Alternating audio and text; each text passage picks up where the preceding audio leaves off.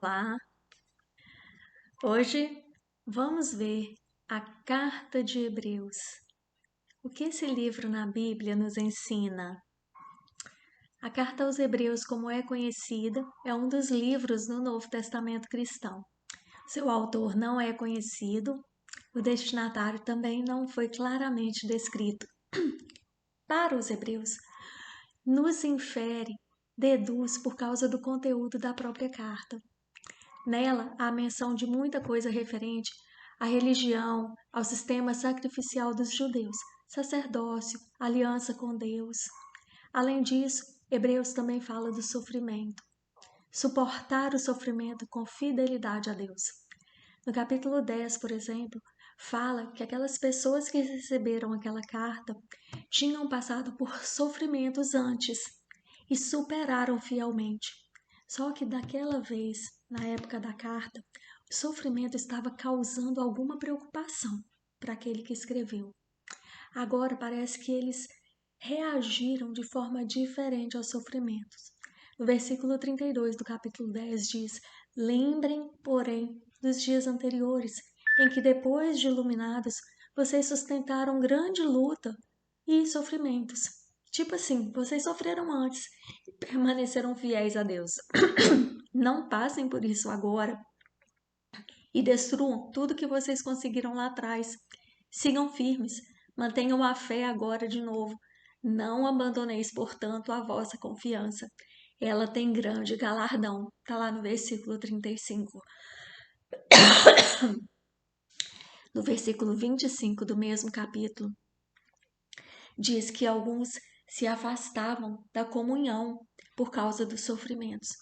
Esse verso 25 não é apenas um conselho geral para quem não vai mais à igreja, as pessoas que a gente costuma usar para as pessoas irem à igreja. Não, naquela época foi uma advertência severa para aqueles que estavam abandonando a comunhão entre os cristãos, porque eles queriam evitar de sofrer.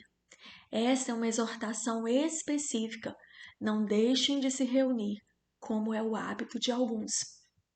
E quando vemos em toda a carta aos Hebreus, desde os primeiros capítulos, fala repetidamente sobre as possibilidades dos perigos que isto representa de nos afastarmos, de nos retirarmos da presença de Deus, da comunhão com o Senhor e com os irmãos.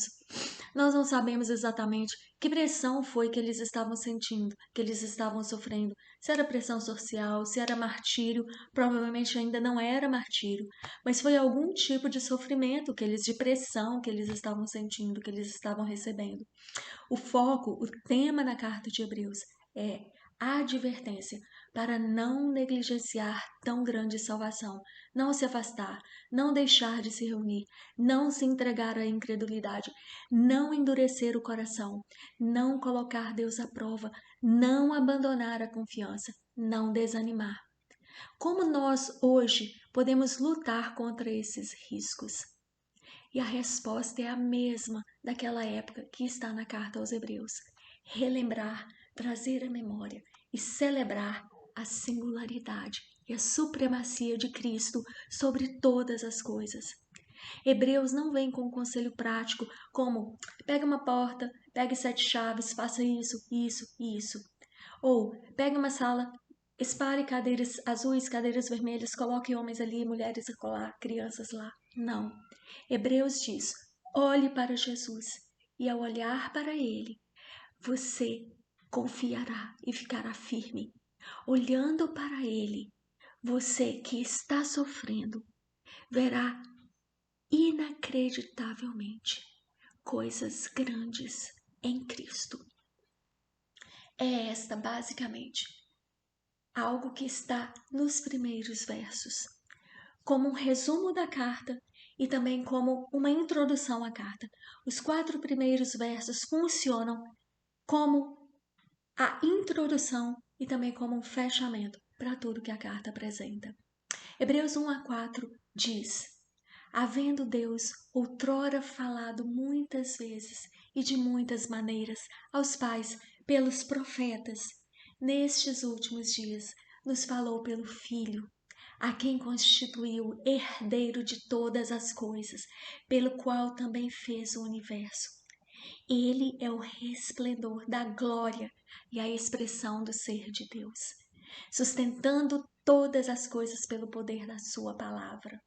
Depois de ter feito a purificação dos pecados, assentou-se à direita da majestade, nas alturas, tendo se tornado tão superior aos anjos, quanto herdou mais excelente nome do que eles.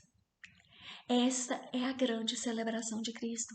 Deus falou tantas vezes, de tantas maneiras, e nos últimos dias ele falou completamente e finalmente por meio de seu Filho Jesus Cristo, por quem criou o mundo e quem é o herdeiro de todas as coisas. Aquele que fez a purificação dos nossos pecados e que é maior que anjos, maior que profetas, maior que sacerdotes. Tudo o que vai seguir na carta é dito aqui, no começo. Jesus é superior aos anjos, anjos são criaturas e Jesus é o Criador. Jesus é superior a Moisés e aos profetas. Os profetas e Moisés foram grandes. Jesus é maior que eles.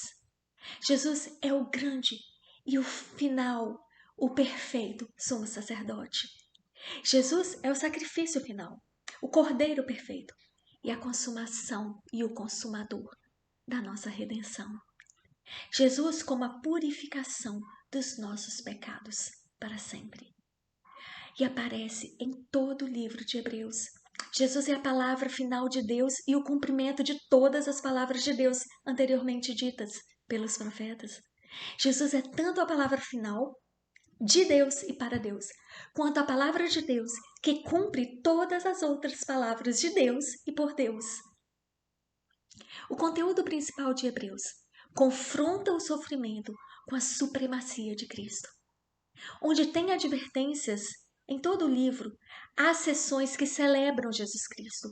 Tem as advertências, mas entre elas há sempre celebração de Cristo, fazendo um sanduíche nas advertências, porque Cristo é maior que o perigo que nós passamos, que os sofrimentos que nós passamos. Jesus superior a anjo e a Moisés e aos sacerdotes e a mesmo Melquisedeque, que não veio de onde, a gente não sabe, não foi para onde. Por quê? Porque Jesus é aquele que é antes de Melquisedeque. E o ponto mais alto de Hebreus, que a gente sempre lembra, o capítulo 11, aquele rol da fama da fé. Jesus é aquele que todos os heróis da fé do capítulo 11 apontam para Cristo, para a cruz e para a redenção e para a ressurreição. E aí vem o finalmente do capítulo 12, finalmente, portanto, por causa disso tudo, olhem para Jesus, o autor e consumador da nossa fé, focando nossa atenção em Cristo. O que eu adoro é uma confiança cristológica, o centro, a supremacia de Cristo, a celebração do nosso Redentor, do nosso Salvador, olhando para o futuro, para suportar o presente, seja qual for este presente. Porque se o nosso futuro é Cristo, o nosso presente já é Ele, maior do que tudo que a gente possa ter hoje, de bom ou de ruim. Assim diz a palavra de Deus. Amém? Deus abençoe vocês.